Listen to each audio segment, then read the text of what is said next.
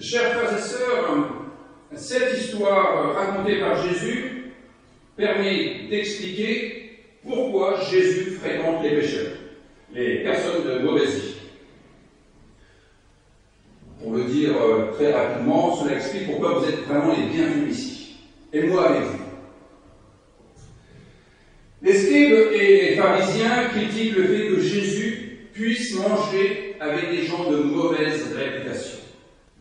Les scribes et les pharisiens critiquent le fait que Jésus regarde avec bienveillance des gens qui ne font pas partie de la haute société protestante. Alors, que nous dit-elle, cette histoire de famille? Que nous apprend-elle cette parabole qui décrit non seulement l'ambiance qui règne dans une maison, mais la manière dont la maison est gérée? Que nous dit-elle sur la loi qui règne dans cette maison, ou, pour le dire en grec, quelle est l'économie? Puisque économie vient de oikos, la maison, et de nomos, la loi. Quelle économie, quelle loi pour la maison Jésus prend-il pour modèle? Le premier aspect que je relève, c'est qu'il n'y a aucun privilège pour l'aîné. Contrairement à l'idée reçue selon laquelle le premier enfant aurait plus de droits que les suivants, dans cette histoire, l'aîné ne se trouve ni mieux servi, ni mieux loti. Donc, à Mauricaire, que tu sois l'aîné semble être une chose évidente, mais si tu as plus tard des frères et des sœurs, tu n'auras aucun privilège sur eux. Il semble d'ailleurs se plaindre, cet aîné, de ne pas être plus considéré que son frère cadet qui, pourtant, a mené une vie de patachon. Comme son père lui explique pourtant, tout ce que j'ai est à toi. Sachant qu'il a partagé son bien avec le frère plus jeune au début de l'histoire, mais aussi avec lui.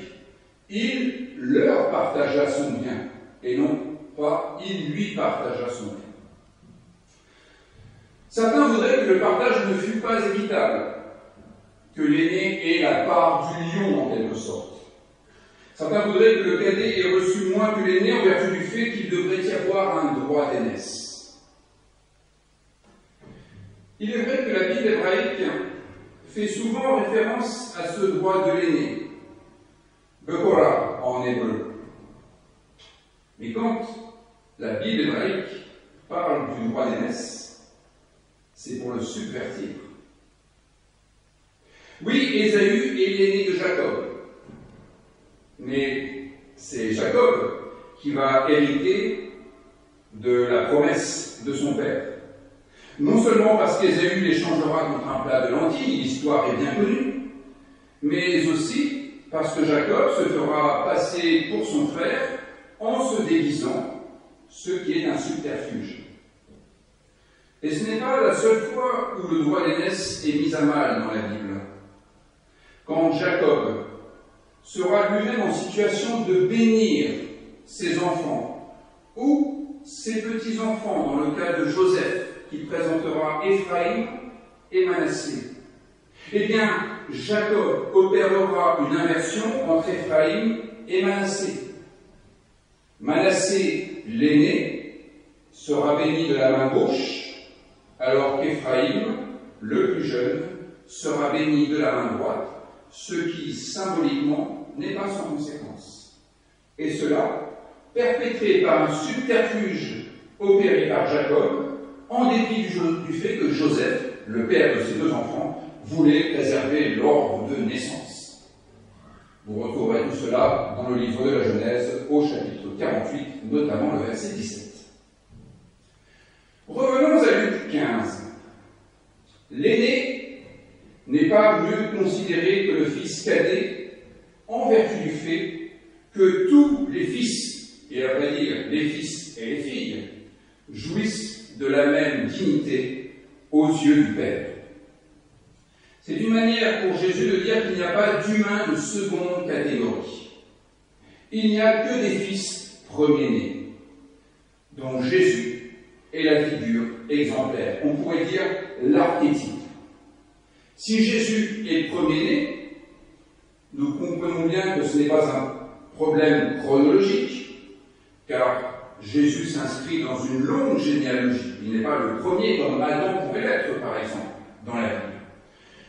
Il est premier en termes de qualité, pour dire que ce n'est pas justement le temps qui se déroule qui donne une dignité particulière, au sens où les anciens jouiraient d'une dignité supérieure aux plus jeunes.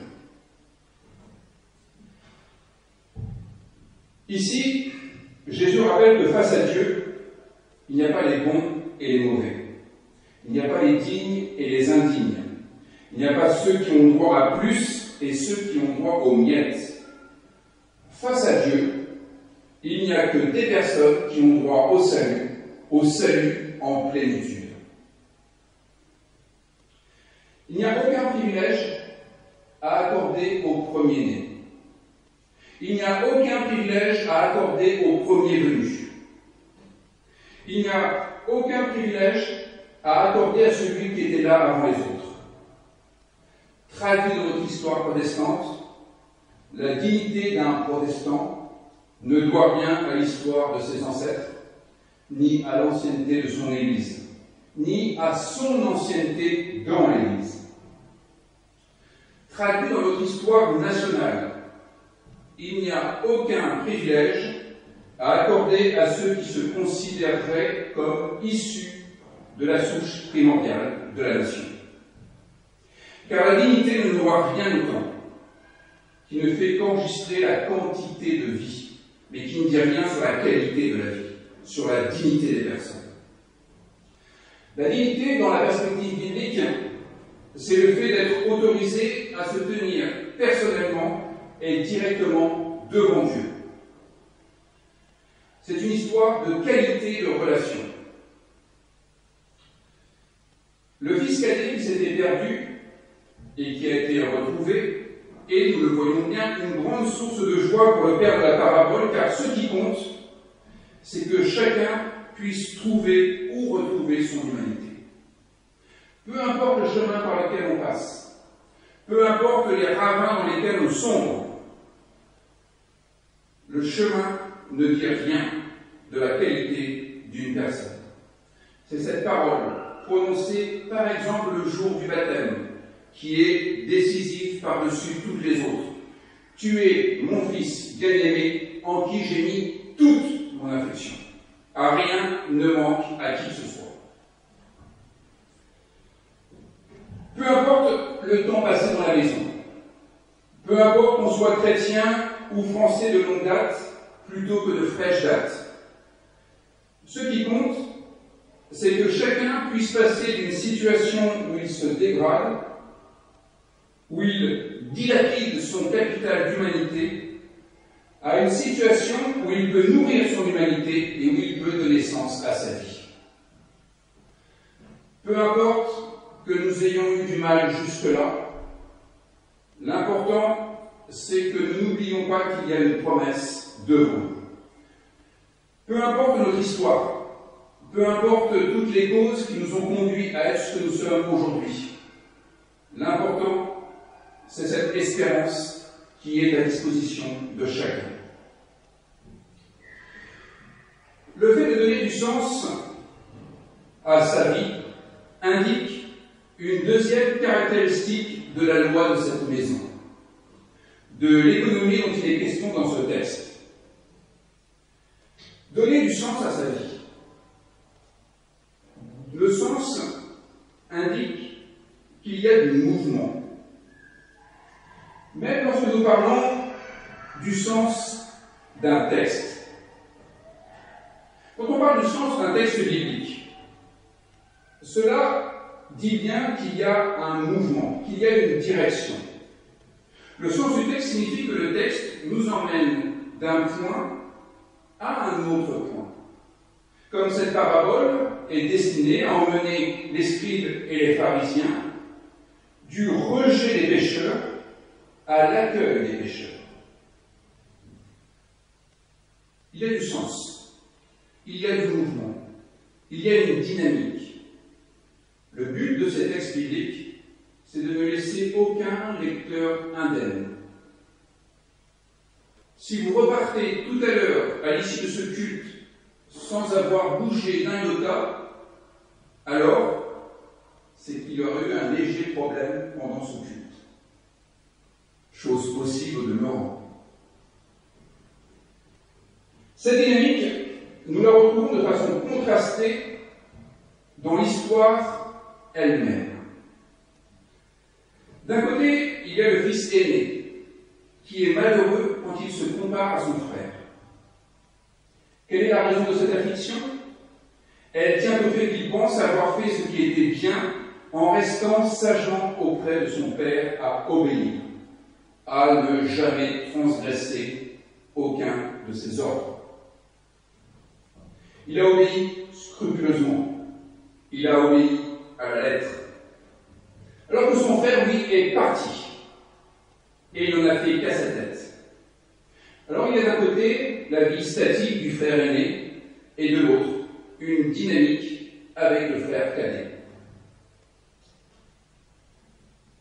La vérité est que dans les deux cas, la vie statique du frère aîné et la vie dynamique du frère cadet, dans les deux cas, cela a conduit au malheur.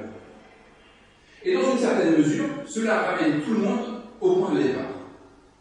C'est un peu comme si on avait l'impression que l'histoire tourne en rond. Les deux en sont venus à se dire que leur vie telle qu'elle était ne leur convenait pas. Mais c'est allé plus rapidement pour le fils cadet qui s'était mis en route.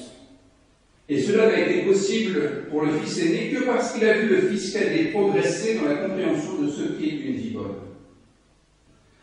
C'est par le mouvement qu'une meilleure compréhension de la vie a pu se déclencher en cascade. C'est parce qu'il y a eu ce départ du fils cadet que successivement des prises de conscience ont eu lieu chez les uns et chez les autres. D'abord chez le fils cadet qui était parti, puis chez le fils aîné qui a été bousculé par le comportement de son frère. Cela, je trouve, fait écho à ce que les théologiens du process disent au sujet de Dieu. Dieu comme un process. Et je cite André Gounel, cela faisait longtemps que je ne l'avais pas fait, dans le dynamisme créateur de Dieu. Que dit-il en reprenant les théologiens du process au sujet de Dieu? Qu'est-ce que Dieu au juste? Il dit ceci, il écrit ceci. À chaque moment, il nous ouvre des possibilités inédites. Il nous propose un but à atteindre. Il nous pousse en avant. Il suscite en nous un élan qui donne littéralement un sens à ce que nous faisons. La question du sens. Injecter du sens dans une histoire qui n'en a plus beaucoup. Voilà ce que Dieu désigne. Voilà ce que Dieu rend possible. Et nous retrouvons là le cœur de l'histoire biblique qui est constitué de nouvelles possibilités offertes aux personnages pour relancer leur vie, pour qu'elle ait du sens, pour que ces personnages cessent de s'enterrer sur place. Je forme l'hypothèse que le fils cadet est parti parce qu'il avait intuitionné une existence qui ne prendrait pas les allures tristounettes de la vie de son frère aîné qui nourrit à petit feu d'être l'esclave ou la marionnette de son père. Autrement dit, une vie qui n'était plus sa vie. Le fils cadet me semble avoir répondu à l'appel à la vie, en se lançant dans l'aventure, en quittant son père, sa patrie, son pays.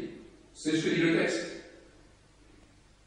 Mais il ne suffisait pas d'être dans la rupture.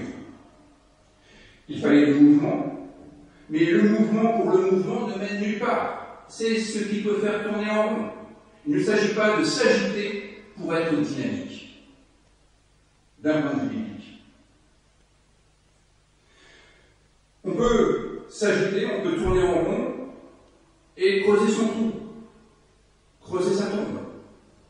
Il fallait non seulement quitter son père, sa patrie et son pays, mais il fallait aller vers soi, comme Abraham dans le livre de la Genèse, au chapitre 12.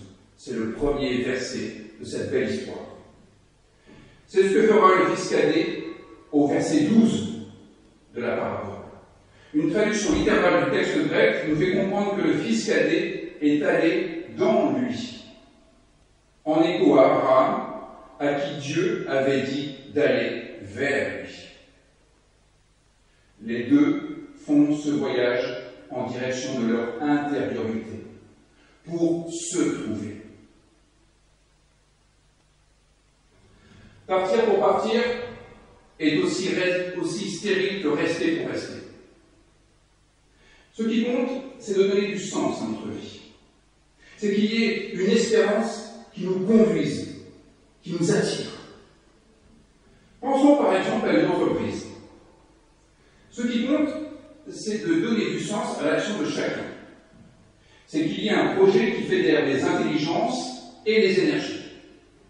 Travailler dans une entreprise pour maintenir l'entreprise en vie, c'est être comme le fils aîné qui désespère de remplir pourtant fidèlement sa fiche de poste, mais de n'éprouver pourtant aucune satisfaction et aucune reconnaissance.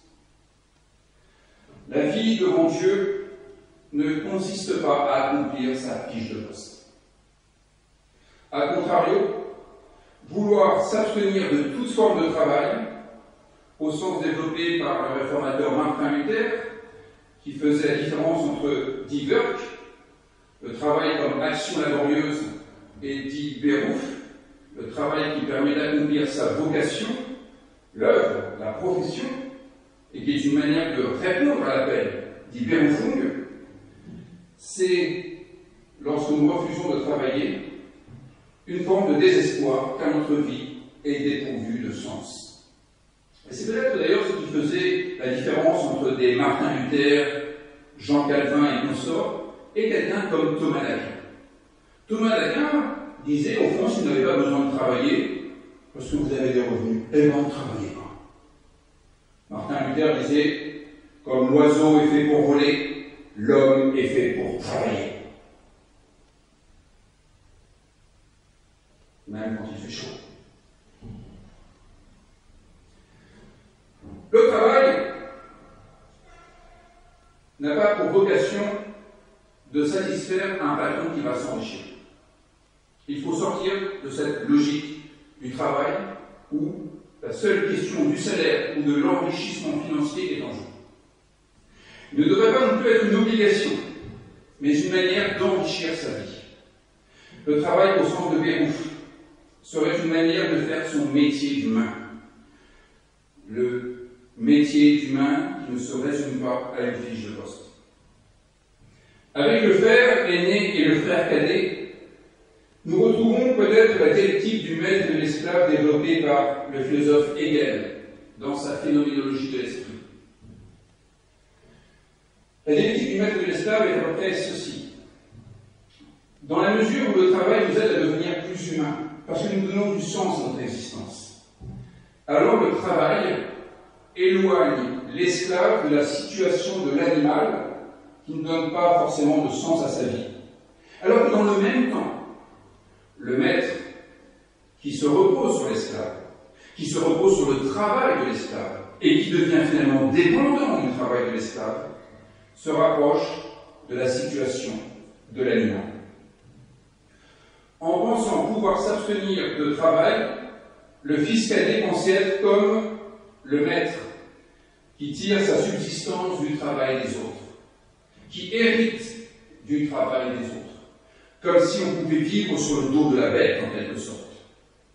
Et en fait, il s'est retrouvé en encore moins bonne position que les cochons qui, souvenons-nous du contexte culturel, les cochons qui sont non seulement des animaux, mais des animaux impurs aux yeux des Juifs. Sa dignité était passée en dessous de l'animalité en étant moins bien loti que les animaux impurs, auxquels il ne faut même pas toucher. Il était en dessous des intouchables. C'est la chute libre. C'est de ces deux impasses que Dieu nous sauve au moyen de la foi.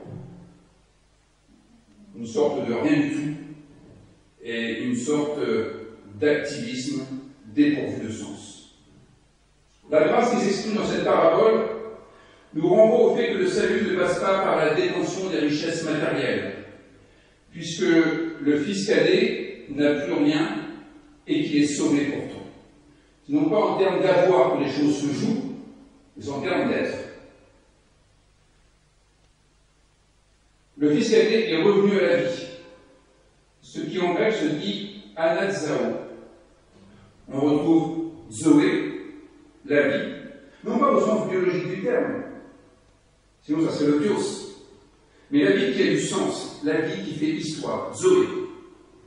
Comme ces petites voitures que vous voyez des fois rouler, qui vont d'un endroit à un autre, ça annonce, Zoé. Ta Zoa Trekei, les animaux courent. C'est important pour savoir qu'il faut conjuguer le neutre au pluriel avec un verbe au singulier.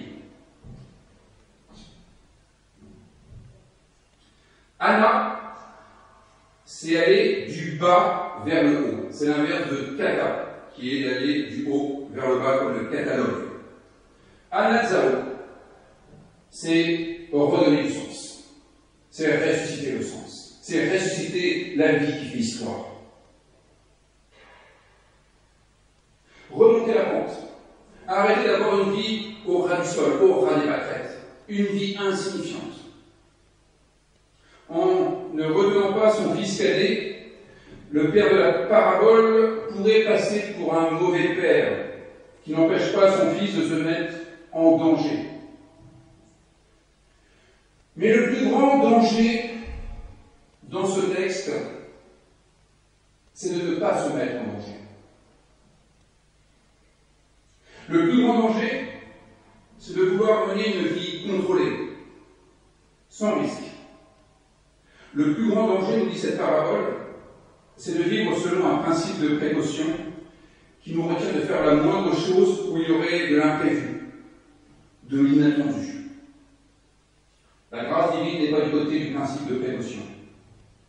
La grâce divine est du côté de l'audace, du côté de l'exploration de nouvelles terres, de nouveaux horizons, de nouvelles relations.